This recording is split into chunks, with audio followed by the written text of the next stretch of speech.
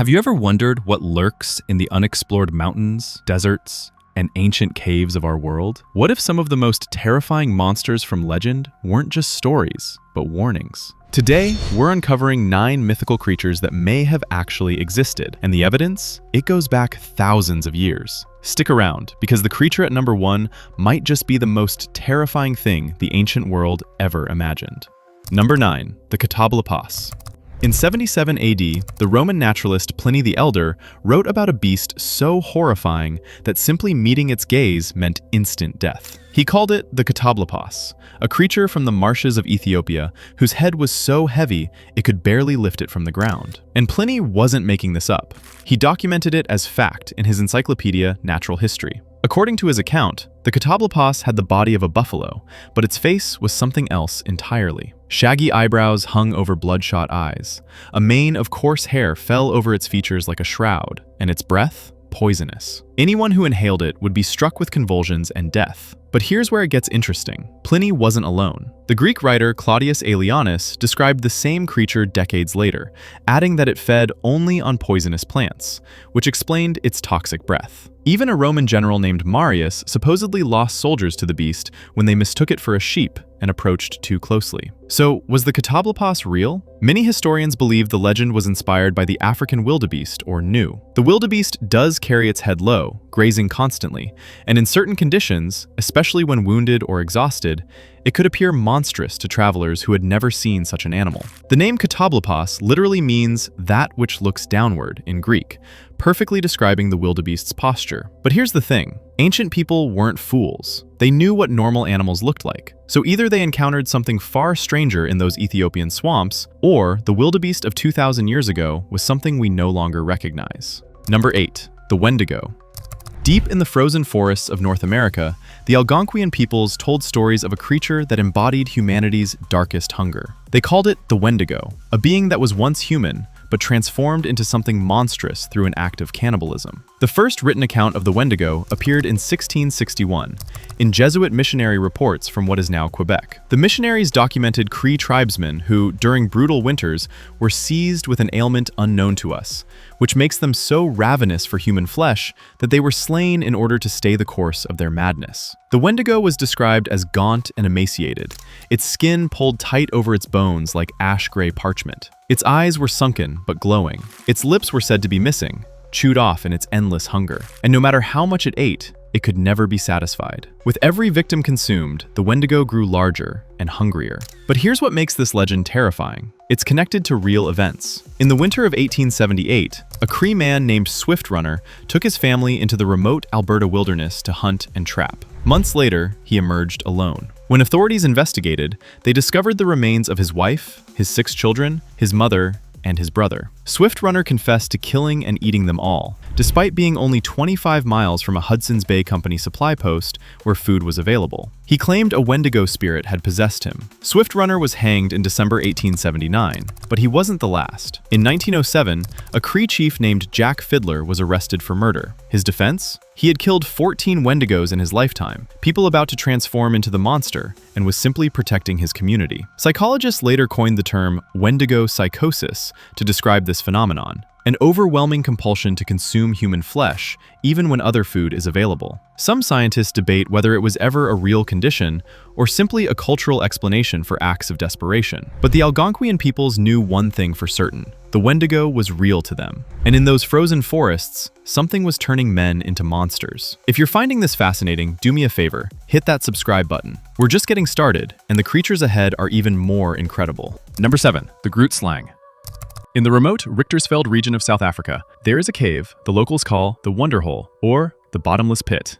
They say it connects to the ocean 40 miles away through an endless labyrinth of tunnels, and they say something ancient lives inside, guarding a treasure of diamonds that no one has ever returned to claim, the Groot slang. The name means great snake in Afrikaans. According to South African legend, when the gods first created life, they made a terrible mistake. They combined the massive strength of an elephant with the cunning of a serpent, creating a creature of tremendous power and intelligence. Realizing their error, the gods tried to split the Groot slang into 2 separate beings. From this division came the first elephants and the first snakes, but one escaped. That original Groot slang fled into the deepest caves of South Africa, where it bred and multiplied in the darkness. The creature is described as 40 to 50 feet long, with either a serpent's body and an elephant's head, or the inverse. Its tracks are said to be 3 feet wide, and it has a particular taste for elephants, luring them into its cave to devour them. But the Groot slang can be bargained with.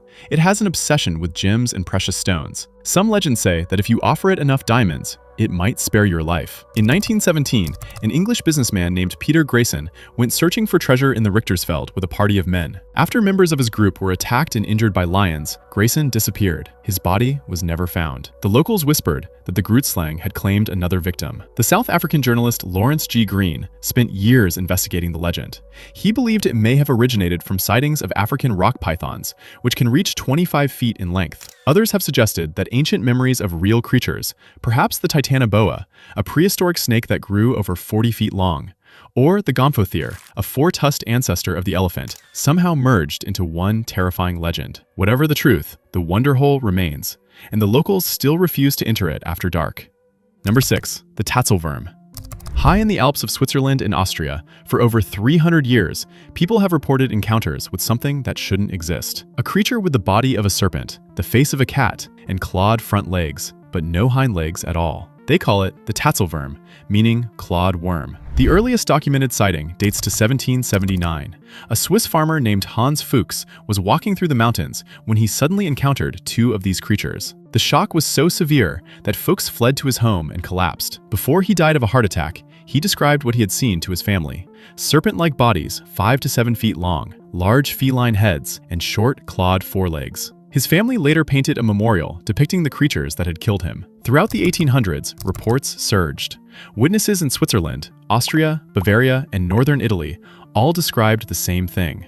A thick-bodied reptile with cat-like features covered in smooth or scaled skin that made a distinctive hissing sound when threatened. The creature was said to be venomous, its breath capable of killing. In 1828, a peasant in Solothurn, Switzerland, claimed to have found a dead Tatzelwurm in a dried-up marsh. In 1929, an Austrian schoolmaster exploring a cave on the Tempelmauer encountered one face-to-face. He described it as having almost white skin, a flat head, and very short and atrophied-looking feet. And then, in 1934, a Swiss photographer named Balkin allegedly captured a photograph of a Tatzelwurm poking its head out of a tree stump near Meiringen. The image shows a blunt head and the forepart of a lizard-like creature, though many consider it a hoax. So what is the Tatzelwurm? Some cryptozoologists believe it could be a relative of the Gila monster, a venomous lizard from North America. Others suggest it might be a species of giant salamander or an unknown type of legless lizard called an amphisbaenian. The creature's preference for caves and its apparent ability to survive in cold alpine environments have led to speculation that it may be real, but simply incredibly rare. In the 2000s, reports continued from Tresivio in Italy's Valtellina Valley, where locals described an agile bipedal lizard nearly 2 meters long. The Alps hold many secrets, and somewhere in those mountains, something ancient may still be watching. Number 5. The Kolshedra. In the mountains of Albania, when thunderstorms roll across the sky, the old people know what's happening. They say it's a battle, a war between light and darkness that has raged since the beginning of time. On one side stands the Drang, a winged hero born to protect humanity. On the other side coils the Kolshedra, a multi-headed serpent dragon that embodies chaos itself. Kolshedra is one of the most terrifying creatures in Balkan mythology. Descriptions vary, but most agree on the essentials. She has 7 to 12 serpent heads, each spewing fire. Her body is covered in long red hair. She can cause droughts, floods, earthquakes, and storms at will. But here's what makes the Kolshedra truly fascinating. She isn't born as a monster. According to Albanian folklore, the Kolshedra begins life as an ordinary snake. If that snake lives for many years without being seen by a human, it transforms into a creature called a bola, a serpent that sleeps with its eyes closed for the entire year, except on St. George's Day. If the bola continues to live unseen for another 50 years, it becomes the monstrous Kolshedra. This progression, from harmless snake to apocalyptic dragon, is found in similar forms across Hungary, Romania, and other parts of Eastern Europe. It suggests an ancient, shared belief that serpents could grow into something far more dangerous if left unchecked. The battle between the Drang and Kolshedra represents the eternal struggle between order and chaos, a theme found in mythologies around the world. The Greeks had Zeus battling Typhon.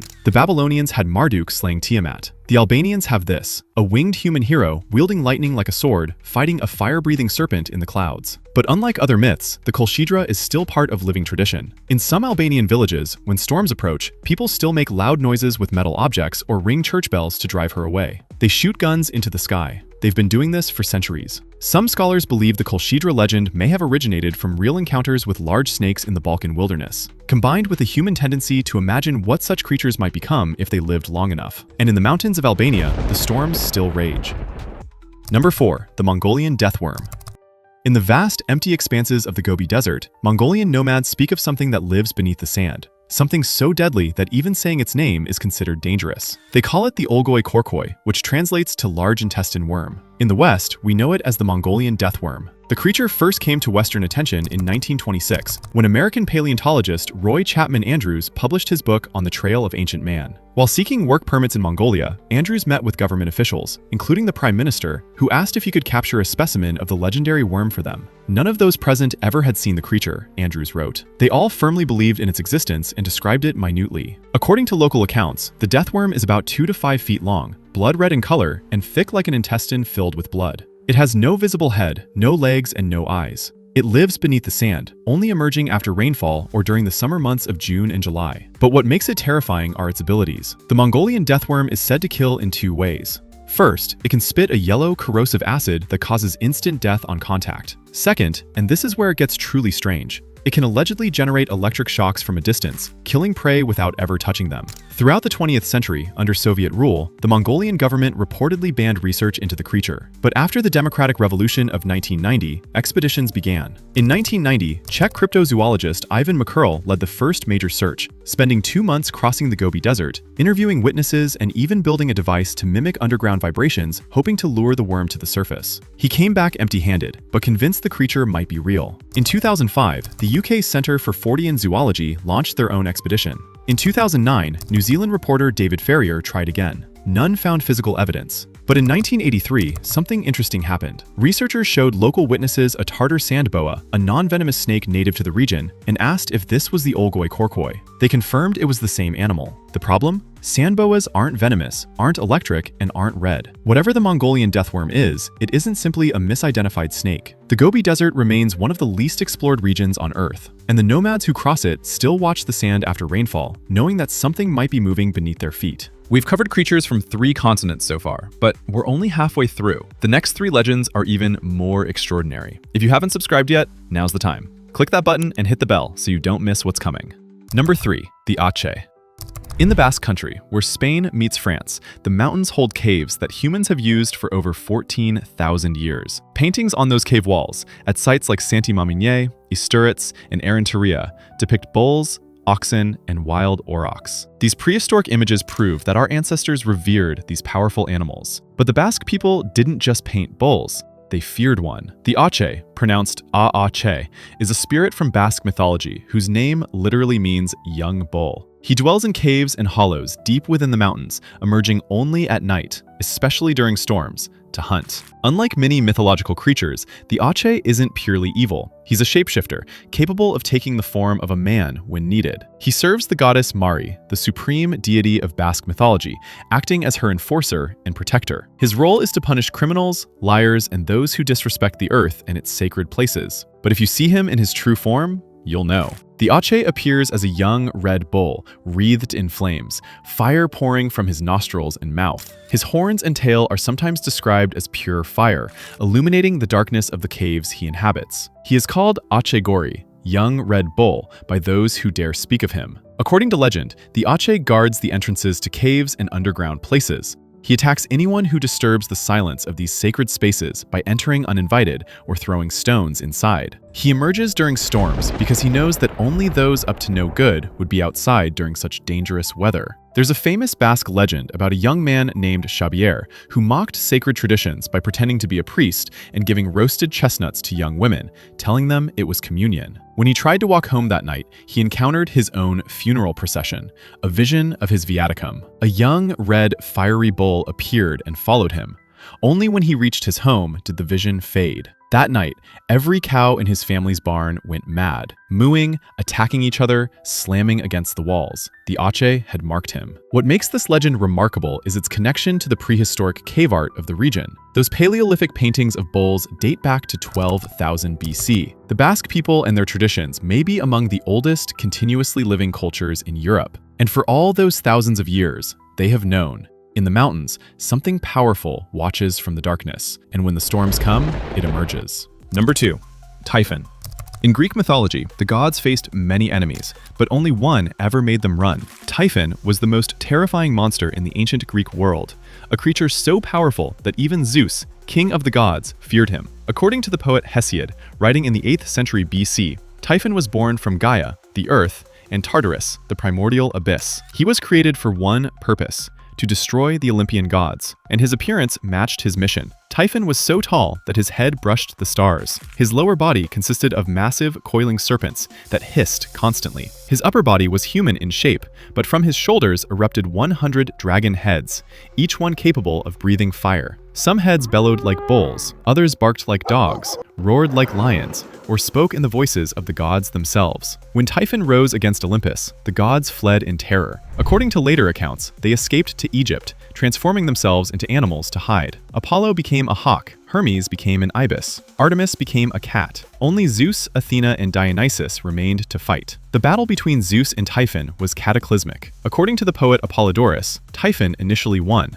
He captured Zeus, cut out the sinews from his hands and feet, and imprisoned him in a cave in Cilicia, guarded by a dragon. But Hermes and Pan stole back Zeus's sinews. The king of the gods regained his strength, pursued Typhon across the world, and finally buried him beneath Mount Etna in Sicily, where his struggles still cause volcanic eruptions to this day. This myth isn't unique to Greece. Scholars have identified striking parallels across the ancient Near East. The Canaanite storm god Baal fought the sea serpent Yam. The Hittite storm god Tarhuna battled the dragon Iluyanka. The Babylonian hero Marduk slew the chaos serpent Tiamat. All of these battles took place near Mount Cassios, the modern Jebel Akra on the Syrian-Turkish border, a sacred mountain that multiple ancient cultures associated with the cosmic war between order and chaos. Some researchers believe these myths share a common origin, perhaps dating back to the earliest Indo-European peoples. The story of a storm god defeating a serpent monster appears too consistently across too many cultures to be coincidence. And Typhon left behind more than just a myth. With his mate Echidna, a half-woman, half-serpent monster,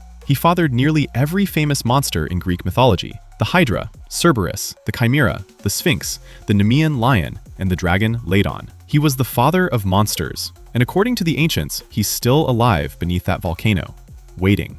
Number 1. Ammit. Every civilization has imagined what happens after death. The Egyptians didn't just imagine it. They wrote an instruction manual, and at the heart of their afterlife stood the most terrifying creature ever conceived: Ammit, the devourer of the dead. Ammit appears in chapter 125 of the Egyptian Book of the Dead, a collection of spells and illustrations designed to guide souls through the underworld. She's depicted with the head of a crocodile, the forelegs and body of a lion, and the hindquarters of a hippopotamus, the three largest man-eating animals known to ancient Egyptians, combined into one monstrous form. But Ammit wasn't evil. She was justice. When an Egyptian died, their soul would travel to the Hall of Two Truths, where Osiris, lord of the underworld, presided over judgment. There, the god Anubis would place the deceased's heart on one side of a golden scale. On the other side rested the feather of Ma'at, the goddess of truth, justice, and cosmic order. If the heart weighed the same as the feather, if the person had lived a virtuous life according to Ma'at, they would be granted passage to Aru, the field of reeds, where they would enjoy paradise for eternity. But if the heart was heavy with sin, if it tipped the scale, then Ammit would devour it. This was called the second death, a fate worse than any punishment imaginable. The soul wouldn't go to any kind of hell. It would simply cease to exist. Total annihilation. No afterlife, no rebirth, no memory, nothing. The Egyptians preserved the heart inside mummies for this exact reason. Other organs were removed, but the heart had to remain intact for judgment. They spent their entire lives preparing for this one moment. Unlike other gods, Ammit was never worshipped. She had no temples, no priests, no offerings. She was feared. She was the consequence of every lie, every cruelty, every violation of Ma'at's sacred balance. Her existence ensured that even pharaohs, beings considered semi-divine, would face judgment. There are accounts suggesting Ammit waited by a lake of fire, where unworthy souls were cast after she consumed their hearts. Some texts describe her as patient, sitting calmly beside the scales, waiting to learn the results. Others show her with jaws agape, eager to feed. What makes Ammit extraordinary is what she represents. She is the personification of accountability, the idea that actions have consequences that extend beyond death itself. She's not a monster that attacks randomly. She only punishes those who deserve it. For over 3,000 years, every Egyptian who ever lived knew one truth: Ammit was waiting, and she never stopped being hungry. From the marshes of Ethiopia to the frozen forests of North America, from the caves of the Basque Country to the scales of Egyptian judgment, these creatures have haunted human imagination for thousands of years. Some were likely inspired by real animals that ancient peoples didn't understand.